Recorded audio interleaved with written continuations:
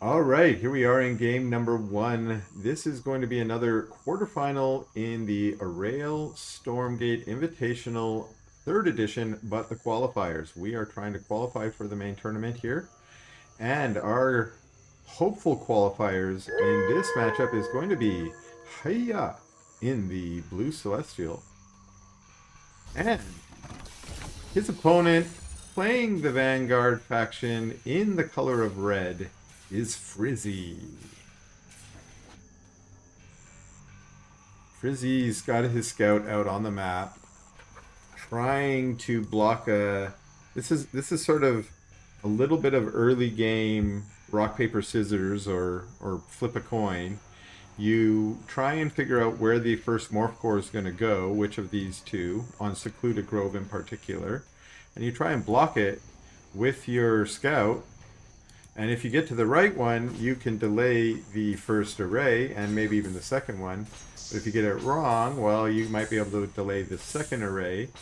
At the moment, yeah, so we do already have a prism queued up, so this array could have been a little faster, but the scout was here to block it. Oh no, oh. Wow, the scout was able to go eat his cabbage, come back, and block it again. So that's got to be a little annoying for Haya. But he does get his array down nonetheless, and all that usually means is probably another prism got queued somewhere, or maybe a power bank went down. Instead, while you're waiting, you don't want to just bank up your resources. And wow, Frizzy! Sorry I was paying attention to your scout when I should have been paying attention to the fact that you were building a hedgehog wicked fast. Wicked fast here, bro. I like this, how the scout's going for the power bank. Oh, I thought that might have been intentional. But now the scout's going for the array as well. And oh no, it is a second hedgehog here. And yikes. Okay, so I'm like, what took us into red power? That is a Sarvin's Watch that took us into red power there. And we do have to run away. Frizzy had to run away his units. Although his two that didn't take too much damage, this Scout and Hedgehog are going to come back and see if they can pressure on this other array. This first one is fairly low, but remember, they heal up very quickly.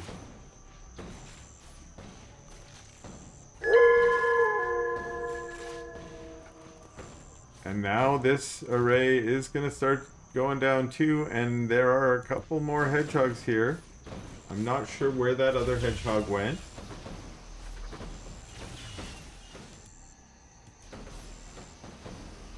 Sarvin's Watch, a single hedgehog gets pulled away. One Krieg rolling up to try and do a little extra help, but that is an array that's gone down.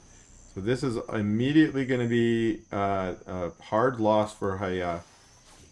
And now it's the hedgehogs out eating the cabbages. Don't they know that's dog food? And now he's going to come rolling in. This one hedgehog's very brave. No, no, no. Poor guy. It's like, I'm sorry. I thought it was faster this way. But actually, good micro. Frizzy is able to pull him back.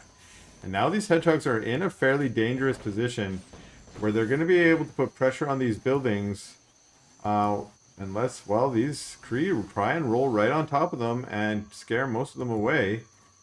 One hedgehog again. Whoever's driving this hedgehog is not getting the right navigation orders. Now it's these three who actually get cornered. They're trying to pull out, but there's a little bit of micro here from Frizzy. There's just a lot of Kree here that he doesn't have as much ability to do the kiting that he might want to. And of course, rollout Kree are pretty speedy themselves.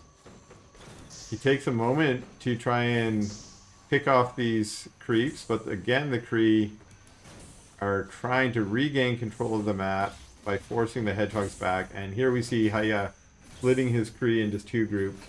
He doesn't need all the Kree to chase the hedgehogs back. Of course, with a smaller group of Kree, then they can start to kite a little bit better and try and focus fire the Kree down and pick them off one at a time. That's sort of what Frizzy wants here. So I have to be pretty impressed here by Haya in his recovery. He lost an array, but he didn't lose the game yet, at least. And he has chased back the hedgehog so that he can regain map control, and if he wants, probably regain that array.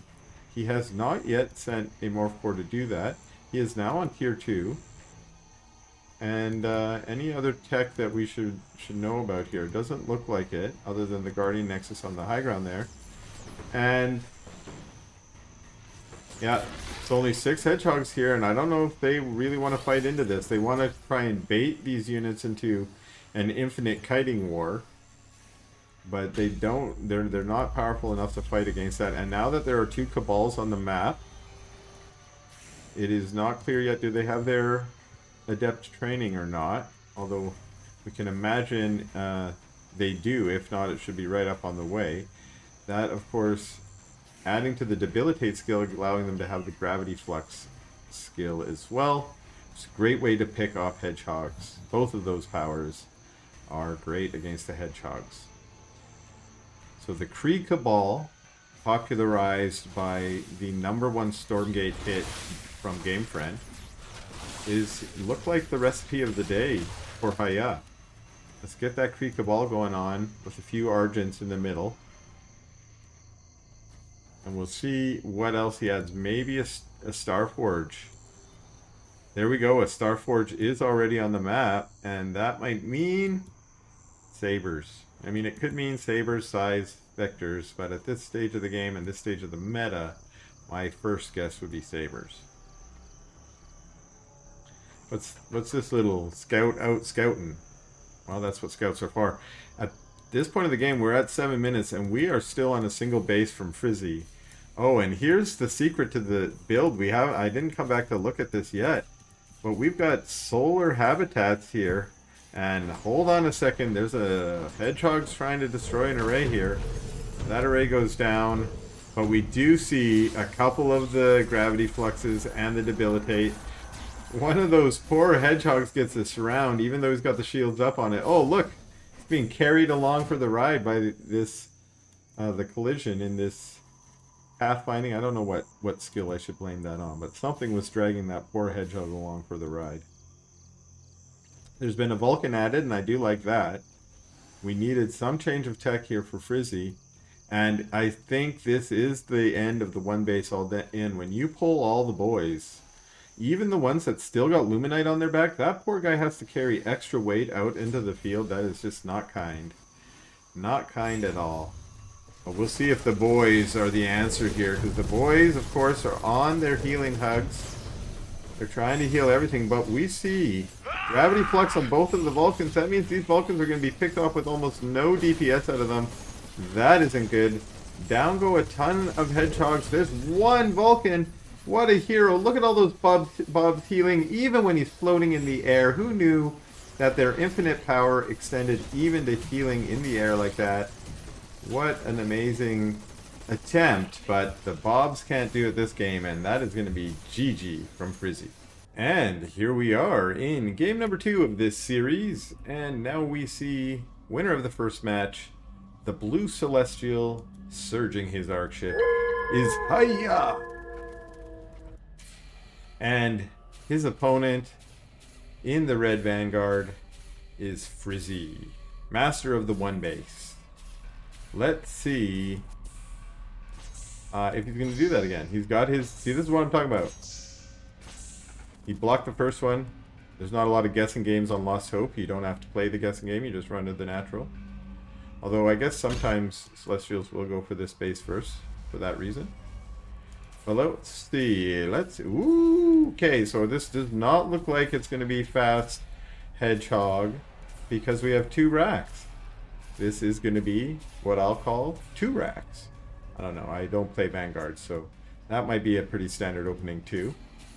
And we'll see what that means. Does that mean dogs to open?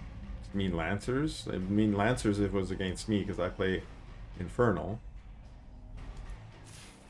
But, yeah, we'll see. What do we have? We have Scouts coming out, and we have a Habitat down.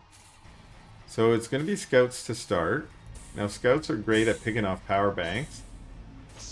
Also blocking... Oh, what an annoying little scout over here. Did he already eat this cabbage? No, he's going to eat the cabbage. Steal it from the Jerboa. That poor Jerboa, that was his lunch. Now he's going to have to go without. But such is the way of the Vanguard players. They rob so many cabbages on the map. And this Morph Core is trying to punish him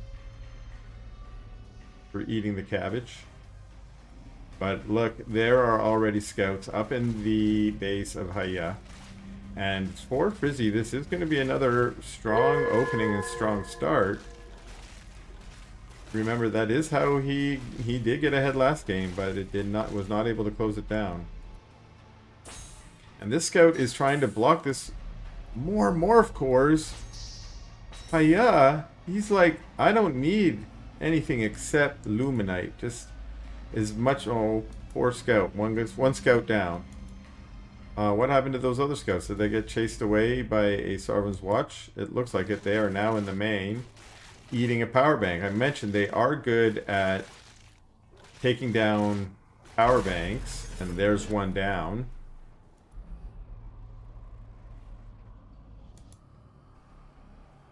So I'm trying to see if there are any. There's another one here, because the dogs want to kind of go and chew on those power banks as much as they can. One thing that is going to do is limit the number of Sovereign's Watch, so if they do end up attacking a collection array. Now, they are quite good at creeping too. We do know that they have that bonus versus creep, so they clear out this camp quickly, and they are going to get the healing bonus from it. I think we're going to see Frizy now transition from his early aggression into creeping. Now, unfortunately, I don't think that is the play. We are on 1, 2, 3, 4, 5, 6 arrays into our first creation chamber. Is that the first creation chamber?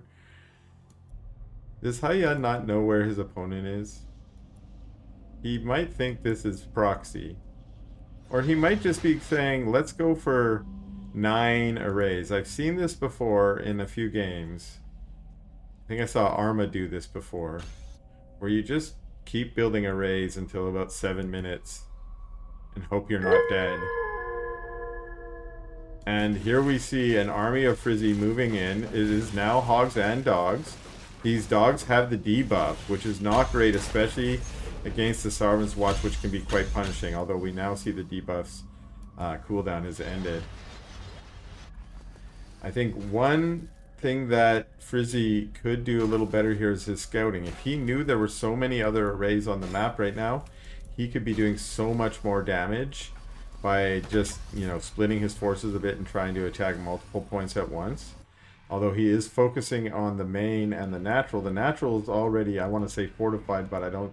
Yeah, they are all... Well, maybe not all. The last one's not transforming into a strike or blast node.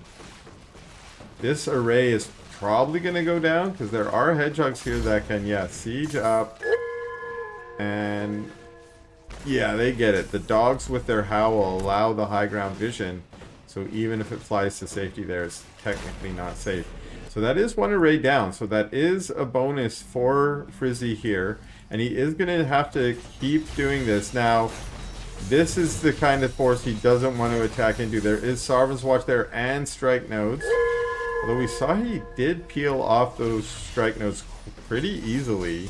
Yeah, they went down real quick, so maybe this is not as bad as I thought. It's the Sarvan's Watch, and they're not doing quite as much damage onto the creation chamber, and we do see them, focusing on the strike node now and managing to get down, but another Sarvan's Watch, and almost all of Frizy's units are being sacrificed as a result. And what do we see the turnover for Haya? He has 1 extra strike node after that. So he kind of gained an extra building as a result. There is a repair turret here, so this is a good way to commit to this. There's still 1 prism up there mining. But again, fighting into this well-fortified static D is not Frizy's best answer here. He could be on any of those other nodes out there, a collection array, sorry, and maybe doing more damage or taking less damage is maybe the important part. These nodes have not... There we go. The first one has turned into a strike node. It does get surged ever so briefly, so it gets the added DPS. But this natural looks like it might be taken out now. While that's going down, 1, 2, 3, 4. Here's a defended base. Oh, no array here. Surprise. 5, 6, 7, 8. And did I mention I'm in your backyard? So we have 1 base from Frizy versus 7 arrays, and Frizy must be feeling pretty good taking these arrays out. He just doesn't know that these were backup arrays. This was just the back of the base. And here he go. He starts sending in units, and he's like, oh, wait a second. There's already a matrix of strike nodes over here. Yikes. Yikes.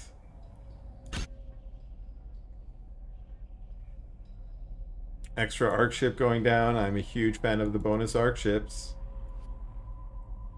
That's how you get that extra prism production while you're still maintaining more cores. These hedgehogs, oh. Once again, they found this fortified position and they sort of feel like this is the position they need to assault. Now I like this. They circle around the back and they do find an undefended soft underbelly. A Purifier and a Collection Array are going to go down.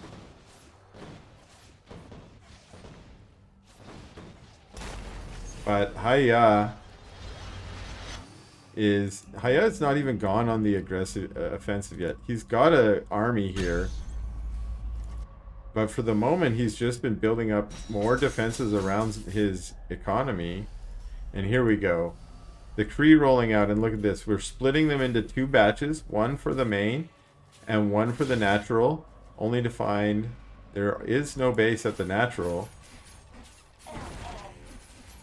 And the healing hugs, again, invincible bobs. Look at this. Look at this. They out-heal Krees going to town on them. It's amazing. I think that's in combination with being overcharged here. So somehow managing to stay alive. Great, but that's still going to be a GG from Frizy in game number 2.